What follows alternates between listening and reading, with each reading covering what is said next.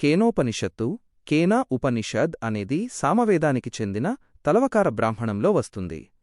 అందుకే దీనిని తలవకారోపనిషత్తు అని కూడా పిలుస్తారు. ఈశావ్యాస్యోపనిషత్తులాగే ఇది కూడా చాలా చిన్నది.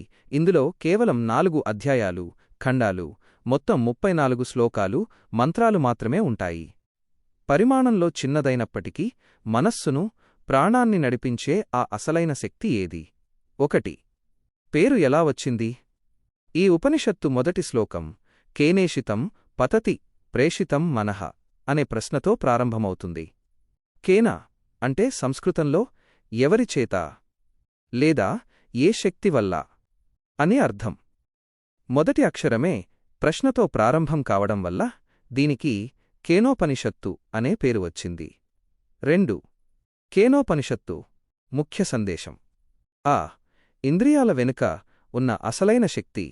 ఒక శిష్యుడు తన గురువును ఇలా ప్రశ్నిస్తాడు: స్వామీ, మన మనస్సు ఎవరివల్ల ఆలోచిస్తోంది? మనం మాట్లాడేలా చేస్తున్న శక్తి ఏది? కళ్ళు దేనివల్ల చూస్తున్నాయి? చెవులు దేనివల్ల వింటున్నాయి? దానికి గురువు ఇలా సమాధానమిస్తారు: శ్రోత్రస్య శ్రోత్రం మనసో మనో యద్వాచోహ వాచం. అర్థం: చెవులకు చెవి అయినది, మనస్సుకు మనస్సు అయినది, కళ్లకు కన్ను అయినది ఏదో అదే బ్రహ్మము, పరమాత్మ. అంటే కళ్ళు కేవలం చూసే పనిముట్లు మాత్రమే, కాని వాటి వెనుక ఉండి చూసేలా చేసే శక్తి పరమాత్మే. ఆ పరమాత్మను కళ్ళు చూడలేవు, కాని కళ్ళు చూసేలా చేసేది ఆయనే. మనస్సు ఆయనను తలచలేదు, కాని మనస్సు ఆలోచించేలా చేసేది ఆయనే. దేవుడు తెలుసుకోవడానికి లభించే వస్తువు కాదు. మనం భౌతిక ప్రపంచంలో వస్తువులను చూసి ఇది నాకు తెలుసు అని ఎలా చెప్తామో భగవంతుడిని అలా తెలుసుకోలేము. నాకు బ్రహ్మము, దేవుడు పూర్తిగా తెలిసిపోయాడు అని ఎవరైనా అనుకుంటే వారికి ఏమీ తెలియనట్టే. ఎందుకంటే ఆయన మన ఇంద్రియాలకు, బుద్ధికి అందనంతటివాడు. అహంకారం వీడి అంతర్ముఖులైనప్పుడే ఆ శక్తిని అనుభూతి చెందగలం. 3. యక్షోపాఖ్యానం దేవతల అహంకారం గురించిన కథ. కేనోపనిషత్తులోని 3-4 అధ్యాయాలలో ఒక అద్భుతమైన కథ ఉంది. దీనిని యక్షోపాఖ్యానం అంటారు. కథ: ఒకసారి దేవతలు అసురులపై విజయం సాధిస్తారు. ఆ విజయం తమ సొంత శక్తి వల్లనే వచ్చిందని అగ్ని, వాయువు, ఇంద్రుడు వంటి దేవతలు అహంకరిస్తారు.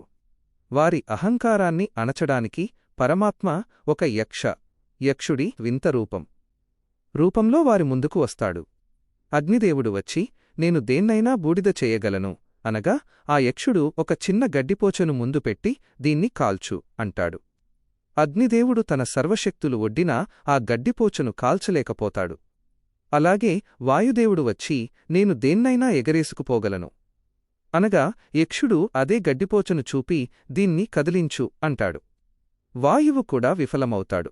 చివరికి ఇంద్రుడు వచ్చేసరికి ఆ యక్షుడు మాయమై అక్కడ ఉమాదేవి, పార్వతి ప్రత్యక్షమవుతుంది. ఆమె ఇంద్రుడికి జ్ఞానోదయం చేస్తూ, మీరు చూపిన అహంకారం తప్పు. మీకు ఆ శక్తులను ఇచ్చింది, మిమ్మల్ని గెలిపించింది వెనుక ఉన్న పరమాత్మ, బ్రహ్మము మాత్రమే అని చెప్తుంది. నచికేతుడు, యమధర్మరాజు కథ. కఠోపనిషత్తు. ఇది ఉపనిషత్తులలోకెల్లా అత్యంత ప్రసిద్ధమైన మరియు స్ఫూర్తిదాయకమైన కథ.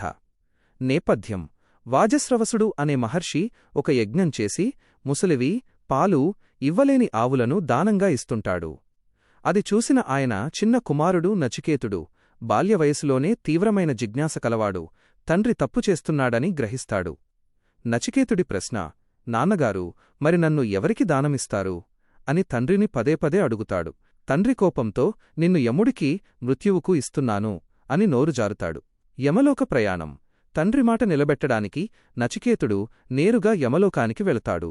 ఆ సమయంలో యమధర్మరాజు అక్కడ లేకపోవడంతో ఆ బాలుడు 3 రోజులపాటు నీరు, ఆహారం లేకుండా యముని వాకిట్లోనే వేచి ఉంటాడు.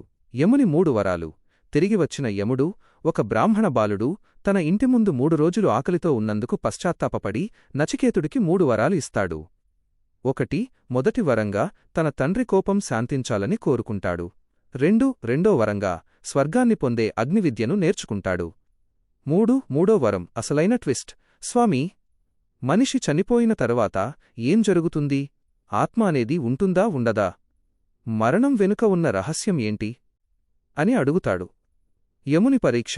యముడు ఆశ్చర్యపోయి, ఈ రహస్యం దేవతలకు కూడా తెలియదు.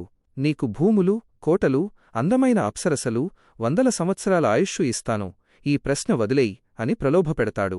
కాని నచికేతుడు, భోగాలన్నీ తాత్కాలికం, నాకు ఆత్మజ్ఞానమే కావాలి అని ఖచ్చితంగా చెప్తాడు. నచికేతుడి పట్టుదలకు సంతోషించిన యమధర్మరాజు అతనికి అమరత్వాన్ని ప్రసాదించే ఆత్మజ్ఞానాన్ని బోధిస్తాడు.